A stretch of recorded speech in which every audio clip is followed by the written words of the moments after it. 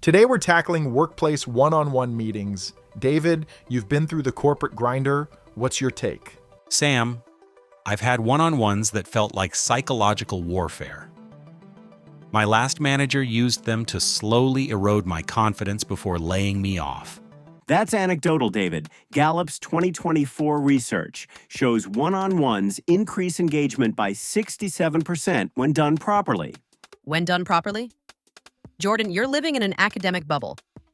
Most managers use one-on-ones as performance surveillance. That's not what the data shows, Alex. Harvard Business Review's meta-analysis of 847 companies found... The data, come on, Jordan. Who funds those studies? McKinsey? Deloitte? Companies looking to justify their management practices? Can I just say something here? Your research doesn't account for the human cost. I documented every one-on-one for 6 months. Pure manipulation. But, David, outliers don't invalidate broader trends. The Society for Human Resource Management tracked 12,000 employees and found... Jordan, stop. Just stop. HRM is a corporate lobbying group masquerading as research. Where's the independent verification? Exactly. My manager praised my excellent performance in our one-on-one, then fired me 2 days later for restructuring. Where's that in your data? That's actually a good point. The research often excludes pre-termination meetings, but surely we can agree that effective one-on-ones... Effective? I've analyzed 200 companies' internal data. One-on-ones are weaponized 73% of the time to build termination cases. Wait, 73%? That's a devastating statistic. How did you calculate that? Employment lawyers. I interviewed 47 of them. They see the same pattern. One-on-one documentation used as evidence for performance issues. I hadn't considered the legal angle. But Alex, correlation isn't... Correlation? I can't believe you just said that. My career isn't a data point, Jordan. Thank you, David. This is exactly what I mean. Academics reducing human suffering to statistical noise. I'm not reducing... Look, I'm trying to find patterns that could help prevent these situations. Help? You want to help? Start by acknowledging that your research methodology is fundamentally flawed. David, what specifically was flawed about Jordan's approach? Self-reported data from HR departments. Of course they'll claim their one-on-ones are effective. It's like asking foxes to guard hen houses. But we control for reporting bias by using multiple metrics. Retention rates, promotion data, internal surveys. Internal surveys? Jordan, you're missing the point completely. Employees lie on those surveys because they're terrified. Exactly. I gave my company glowing reviews right up until they escorted me out. You think I was going to risk my severance? You know what? You might be completely right. My methodology assumes good faith from both sides.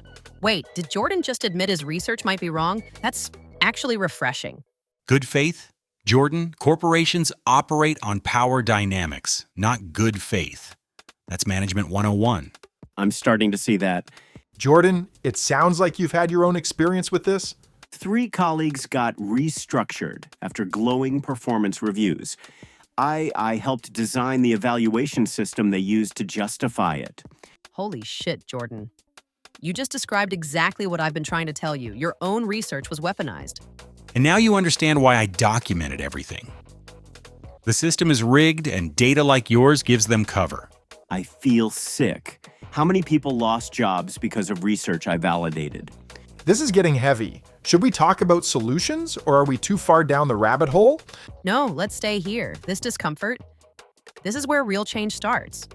When researchers face the human cost of their work. The solution isn't better one-on-ones. It's worker protection laws, unions, something to balance the power dynamic. But David, regulation can be slow. What about workers facing this right now? Document everything, record conversations where legal, and never ever trust HR when they say this is confidential. And recognize the warning signs early, when one-on-ones suddenly become frequent, or when they start focusing on areas for improvement.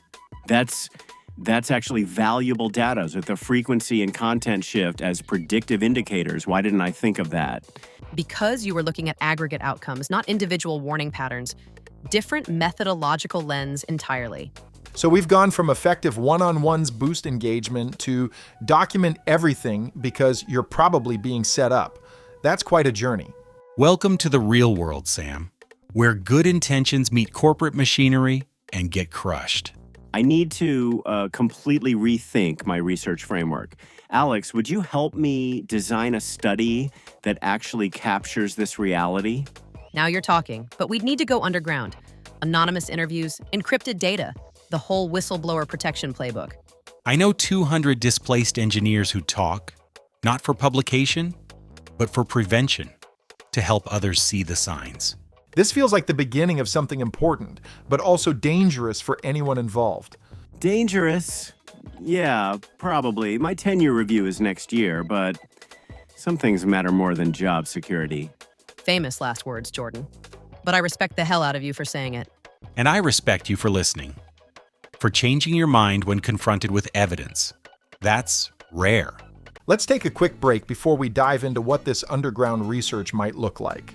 This episode was brought to you by Unstruct AI, creating the most trusted AI news analysis platform with a focus on the human cost. After all, progress without humanity isn't progress at all. We're back. Jordan, you mentioned going underground with this research. What would that actually look like? Signal encrypted interviews. Participants identified only by industry and tenure. Focus on pattern recognition rather than company-specific data. And publication in labor law journals, not business magazines. Places where corporations can't pressure editors to kill stories. What about a protection network? Help people recognize patterns early, connect with employment lawyers, document properly. That's brilliant. Turn the research into actionable intelligence for workers, not management optimization tools. But wouldn't companies adapt, create new manipulation strategies once the old ones are exposed? Of course they would. It's an arms race. But at least workers would have some defense instead of being sitting ducks. And maybe, just maybe, some managers would think twice if they knew workers were watching for patterns. The deterrent effect, we could measure that. Anonymous surveys tracking management behavior changes after awareness campaigns. There's the academic in you coming back out, Jordan. But this time, you're weaponizing research for the right side.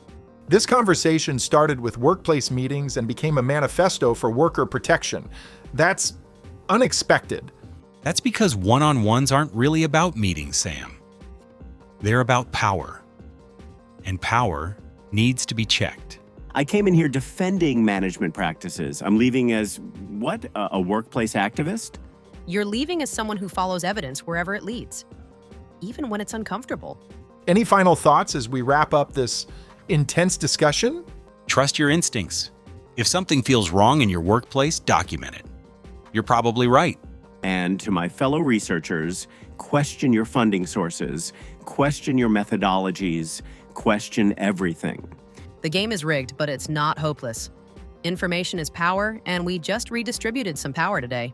Jordan, Alex, David, thank you for that raw, honest conversation. This is why we do this show. Thanks for letting me get uncomfortable on air, Sam. Sometimes that's where truth lives. And thank you for creating space for difficult conversations. We need more of this. Until next time, stay vigilant out there. And remember, you're not paranoid if they're actually out to get you. This has been Unstruct AI, where progress meets humanity, and sometimes they fight.